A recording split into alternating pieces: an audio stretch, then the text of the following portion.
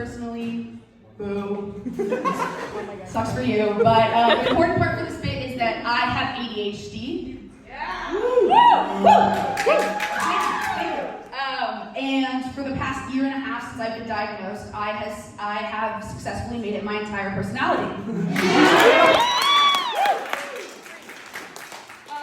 But yeah, so ADHD is attention deficit hyperactivity disorder, which basically means I am one of the only people in this room who actually needs a fidget toy. Y'all are fake for that. Like, say with me, my culture is not your costume. But yeah, so, I have ADHD. So I wasn't diagnosed until really late. I was 18 when I was diagnosed, because all of the rumors about boys and girls' diagnoses are true. It wasn't really noticed when I was a kid. But when I was diagnosed, everyone was super sympathetic to it, which was really, really sweet. They were like, oh man, like that must have been so difficult, like so hard to get the diagnosis like so late in your life, like you already got everything going on, and to find that out so late, like that must have been so hard. Are you kidding me? Finding out I wasn't just lazy because I had to watch one episode of Teen Wolf every day after school. Finding out it wasn't my fault I had cried over every single math test I had received since the 3rd grade. Finding out it wasn't my fault I can't touch a wool coat without feeling like a ghost is possessing me. For 18 years, I couldn't touch chalk.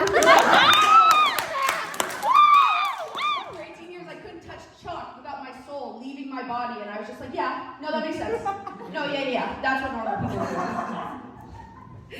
But yeah, what I'm saying is that the signs were there. They were there. You know, for example, there is no greater friend to a girl that is neurodivergent and undiagnosed than Pinterest. Yeah, I'm talking to you, my OCD bitches, my autism hoes, ADHD slut like myself. Like, you guys know what I'm talking about. You know what I'm talking about.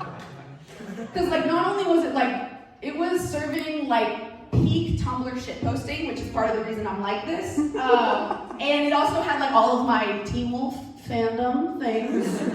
But it like, Pinterest was reading my fucking diary. Like I would see a post that would be like, emetophilia, someone who thinks a little too much and senses the world on a different level. And goddamn it if I wasn't going straight to my spam to post that shit.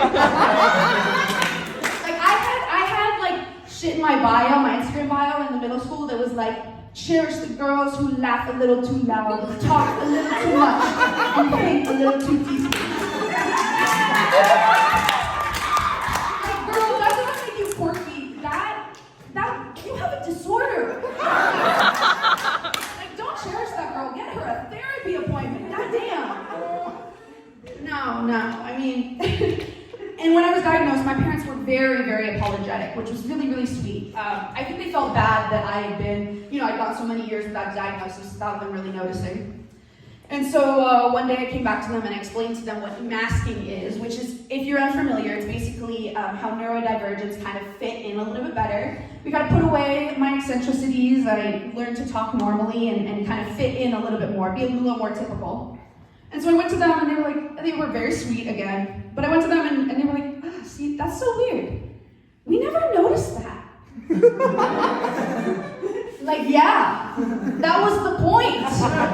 Like, I hope so. Honestly, it raised my ego a lot. I was like, damn. So I think my mental illness. Yeah, I felt really good about myself after that. But yeah, all this is not to say that I encourage self-diagnosis.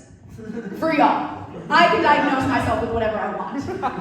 I mean, I was 11, armed with nothing but a 5th grade education and like Pinterest, and I was like, I have ADHD. It is over for me.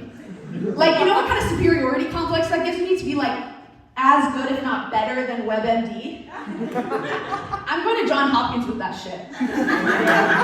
They're looking for a lot of comedians there, I've heard.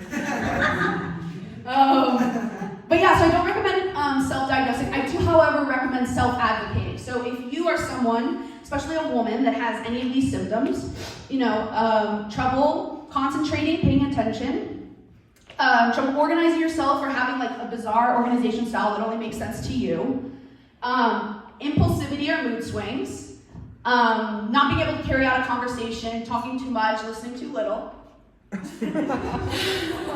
or a girlhood Pinterest obsession, I recommend you go see a doctor. Thank you guys so much.